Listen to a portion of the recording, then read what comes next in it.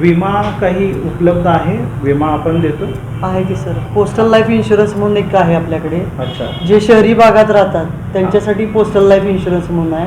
अच्छा. आणि जे ग्रामीण भागात राहतात पण त्यांना इन्शुरन्स घ्यायचा आहे त्यांच्यासाठी ग्रामीण टपाल जीवन विमा म्हणून आहे आपल्याकडे. हां हां. आणि पोस्टल लाईफ इन्शुरन्ससाठी कमीत कमी ग्रॅज्युएशनची अट आहे. अच्छा.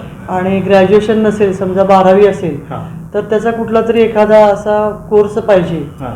की त्याच्यामुळं त्याचं उदरनिर्वाह झाला पाहिजे. तर तसा म्हणलं तर एक ITI एक आहे, हां. DMLT एक आहे, अच्छा. किंवा दुसरं इलेक्ट्रिकल वगैरे जे असतात कोर्सेस ते तसे केले तरी सुद्धा तुम्ही ह्याचा लाभ घेऊ शेतकरी शकता. वर्गासाठी हा नाही घेऊ शकत? शेतकरी वर्गासाठी घेऊ शकता पण त्याचं ग्रॅज्युएशन असेल तर घेऊ शकता. अच्छा. पण शेतकरी वर्ग साधारण आपण बघितलं तर खेडोपाड्यात जास्त. बरोबर. खेडोपाड्यासाठी ग्रामीण आपली योजना आहे सर.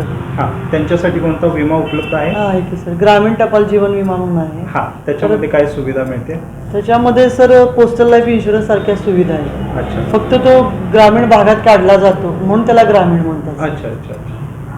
असं आहे. यासोबत अजून काही पर्सनल ॲक्सिडेंटल विमा वगैरे असं काय आहे? अपघाती विमा वगैरे आहे? पोस्टल लाईफ इन्शुरन्समध्ये सुद्धा ॲक्सिडेंटल अपघाती मृत्यू आहे. हां.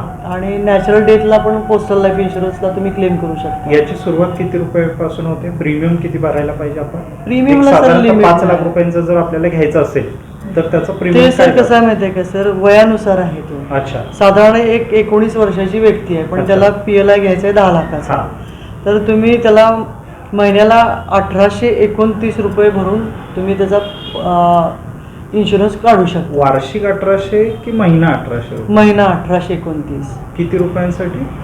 10 लाखाच्या इन्शुरन्ससाठी.